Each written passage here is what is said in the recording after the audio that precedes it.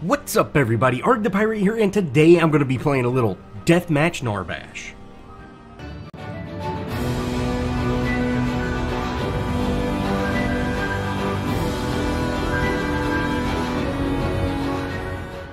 As always, let's go over the deck. Now I have Auto Health Potion, Quick Exit, Armored, Damage Returns, Auto Shield, and Experienced for my gems. Now for my cards, I have Lamplighter, Chanting Shaman, Coin Master, Exoskeleton, Green Spring, Radiant Healer, Growth Totem, Vital Waters, Yami Guardian, and lastly Song of the Sentinel. Now I call this Deathmatch Bash because it's a 4v5 match. Their Wukong ends up going down just right away. We take him out at like a minute and a half, and he quits. So it's a 4v5 match, and we don't really play all that serious. We're having a lot of fun and just kind of running around, doing things. Because, yeah, you can't be in a serious match when you're 4v5, especially if you're 4v5 from pretty much the beginning. So, it was just kind of a fun match to play, and we got to kind of test out this deck, really play a little Narbash. I have not been playing Narbash all that much. Honestly, I have not been playing supports all that much. And in version 42, that kind of path continues. I'm not really fully on board with the supports. Steel, Narbash, and Richter are still very good. Oh, before I get all into that, this is where we take out Wukong. You see I'm hitting this tower, and I see him backing, so I'm like, oh, I'm going to go throw a thunk at him. And sure enough, I get the kill, and this is where he quit. So, it was all fun, but I have not been playing just a ton of supports because I just don't really feel comfortable with them. I don't feel that I have an impact in the match. Of course, if you are playing Steel, Richter, or Narbash, they have very good impacts on the match. But, they're typically your frontline fighters, which I don't really like playing frontline fighters. I've always liked, range supports, or, typically that back lane, that behind support. Those have always been kind of my thing, Muriel, Phase, Decker, Bellica. I've even tried playing casters as supports, but, the casters do much better as playing as a caster. But at the same time, I've just not really cared for the support role near as much in version 42. Now that being said, tank supports or frontline fighter supports are absolutely amazing. Currently, Narbash is one of the hardest hitting heroes at, the beginning of the game. And with his thunk, with his heal, he's a very strong hero to, have on your team. I do think the nerf is going to really help him out. I really hope that with Call of the People, it's a kind of balanced nerf where you still get that health regen, but it's the mana cost is the same. I believe currently his health regen is at 43 at rank 1, and the nerf, when it hits, it's going to be at 20. I really hope that the mana regen, or the mana cost, is a 1-for-1 exchange. I think if they reduce the mana cost too terribly much, or, left it the same, he would almost be useless, because that heal is so important for his kit. Being able to use that while you're actually engaged is just so good for your team. Now, I grabbed that gold buff because I did not want Kallari to get it, and we get a good amount of damage on her. I'm able to get that thunk, and, we weren't able to wrap that kill, but that's quite alright. We got tons of damage on her. She's probably not going to come back, and if she does, we'll just take her out pretty easily. Now, my twin is backing, so I'm just going to say, hey, it's a good time for me to back as well. I'm going to go ahead and put on my Chanting Shaman, and I'm going to get Lamplighters, just because I don't want to have to worry about that Kallari. Now, I do keep Lamplighters, but I absolutely just quit using them because of the way we're playing. I become kind of a ganker support. We're just running around having a good time, so I don't really use these Lamplighters near as much, but having Lamplighters, or even having the card that actually gives you the free wards, I forget the name of it. You know, that's absolutely amazing, and it's great for this kit. But I go ahead and opt out for getting more damage and things like that.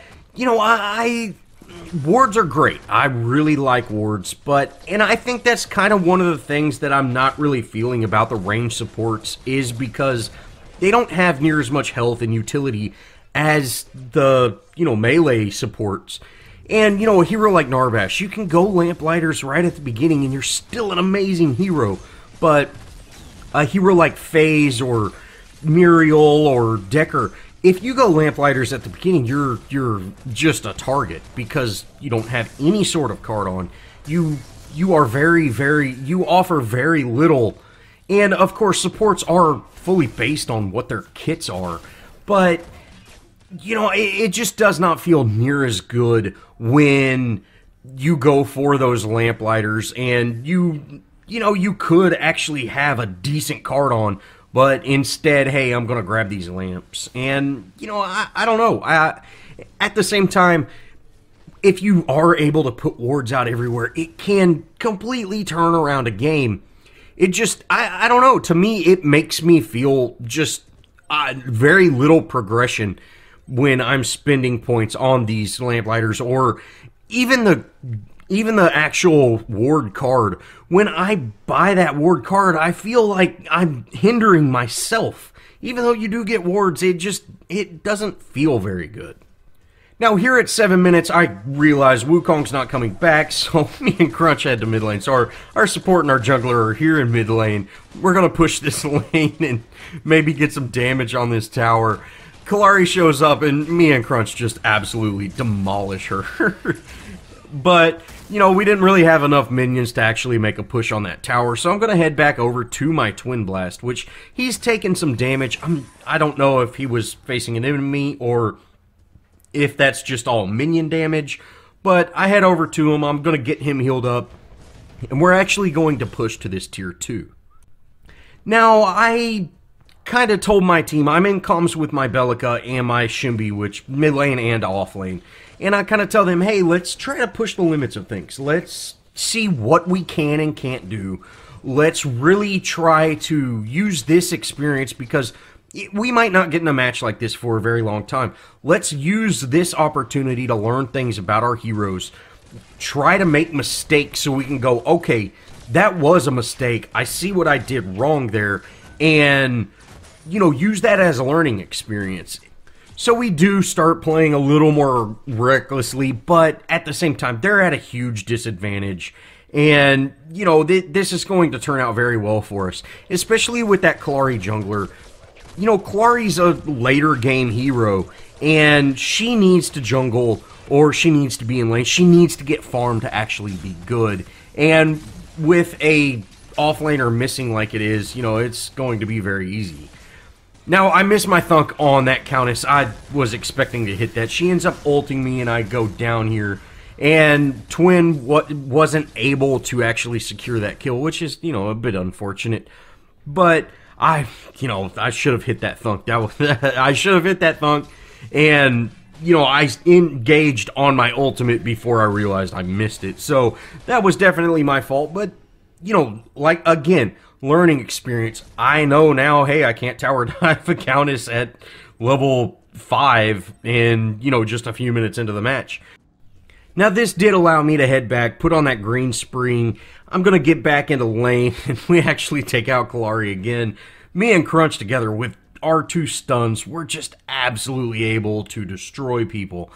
You know, if a hero stays stunned for 3-4 seconds, that's so much time that they're not going to be able to do a whole lot. And you can see Crunch wraps that kill up just crazy quick. Now, we do head over to mid lane. I actually missed this thunk right here. If we would have got that, we'd have took out that Wraith. Now, Wraith is just in a terrible spot right now, and I really hope version 43 brings him back to life. You know, in my opinion, I don't think he's ever been a good hero. So hopefully they get it right this time. Hopefully he isn't broken, like, you know, overbuffed, but we'll definitely wait and see. Now from here, we take out that tier 1 in mid. I'm going to head back over to that off lane, or that safe lane rather, and see if we can, push this safe lane a little bit more. I hear Kallari taking out this jungle camp, so I go ahead, stun her. I'm able to do my crash bang boom. We take her out. Me and Crunch are just absolutely destroying. And, it's a fun match, but I know it's an absolute pain for the enemy team. They're not enjoying this. It's not a fun match for them. But, running around just, team deathmatch is always at least kind of fun. So I would definitely recommend reporting heroes that quit if they're even on the enemy team, which I did in this case. That it sucks that the enemy team has to just wade through this match that's unenjoyable. It's not fun. I'm fully on board with them surrendering. They do stick it out, which is great. That's fine. Again, it's not going to be an enjoyable experience for them. And if you can see here, I go ahead and let everybody on my teams know, hey, please, guys, report Wukong. That's not fun for anybody when they actually quit. Now, I was able to put on Vital Water, so I will definitely start being able to heal significantly more. But, at the same time, I'm not needing to heal a whole lot because we're just doing crazy amounts of damage. Our team is much more fed than they are, and we're really just kind of running away with this match. So me and Twin are actually able to push this tier 2. We take it down. As you can see, we've got 2 of their tier 2s down at 13 minutes in. We're just running away. It's not even a fair competition. They've got a really late game team with Kallari, a Seraph, a Countess, and it's just not fair. Now I run over and try to take out this Seraph, and it's Team Deathbash. And we end up going down for it. Hey, it's all in good fun. And we end up, like I said, going down for that thirsty kill. And we didn't even get it because we're terrible. But hey, no big deal. And I'm going to head back. And like I said, we're just having a good time in this match. Now, we are back in mid lane. I was able to put my growth totem on. So this is actually, in that staggered health and power I'm getting every minute. Hopefully we'll be able to, make some more plays happen, things like that. Now, I thought Shimby was going to come take this river buff, but she didn't actually end up doing that. She did get eyes on this Seraph, though, so I'm going to head over there, get my thunk, my crash bang boom. We almost take her out, but she was able to avoid that knockup. We do end up being able to basic attack her to death, but hey, it's time to get out. Unfortunately, their Countess and Wraith showed up, and Shimby was still at the Amberlink.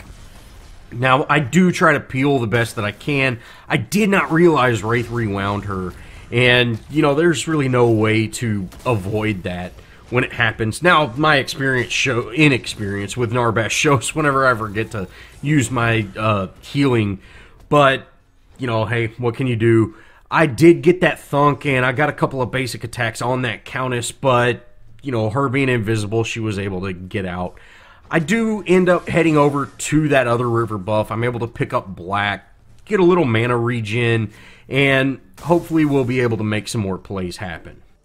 Now I do end up sticking around, hanging out at this tier 1. I'm going to defend it a little bit. I'll go ahead and speed it up because it's pretty standard stuff.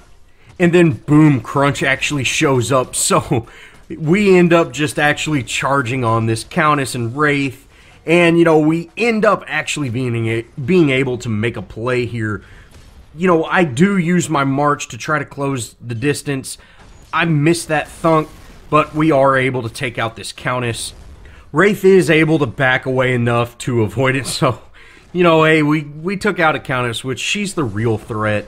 And from here, we just kind of play around and push a lane. I end up heading to our safe lane. Try to get it pushing, and, nothing really happens for a good couple of minutes here.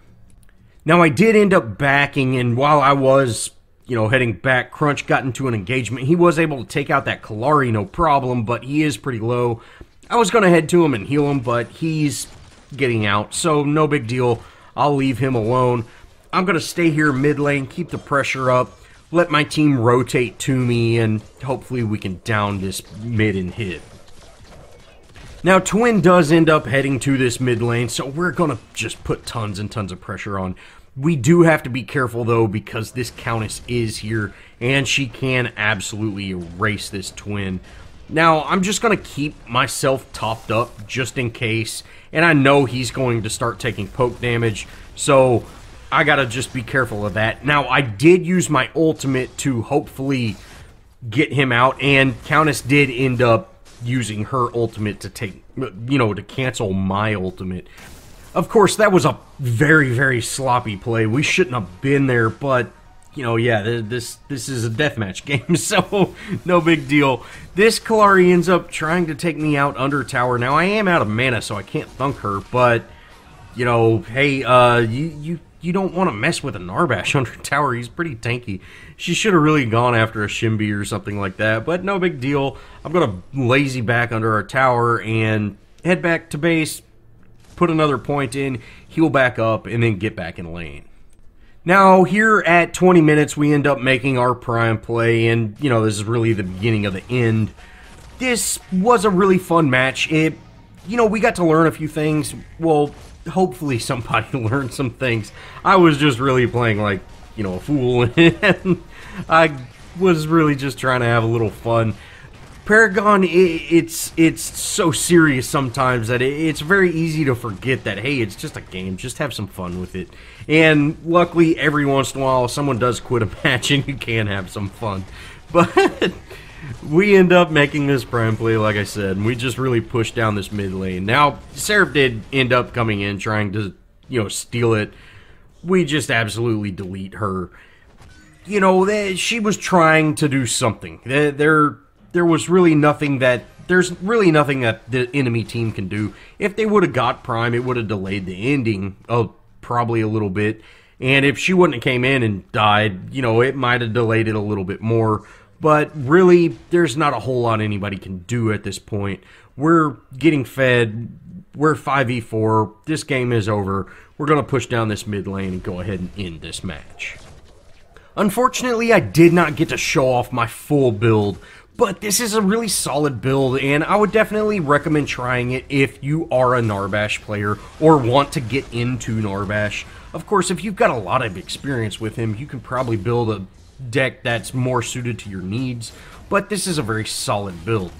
Now, as you saw, our crunch was invisible. We were able to take out their Wraith fairly easy. Shimby saved my life right there, so luckily I did survive that, and we are able to make a play, get these two inhibs down. Now, Twin Blast was able to take out that safe lane inhib, but Kallari is on him, so I'm going to head over there, try to do a little peel. I do have enough mana to just barely get that thunk.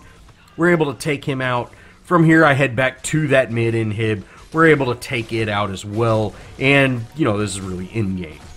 Now, we currently don't have everybody here. We could not make we could not really make a good core play, but our off lane is pushed, so we might as well get that third inhib and get all the minions in there to actually, finish off this core.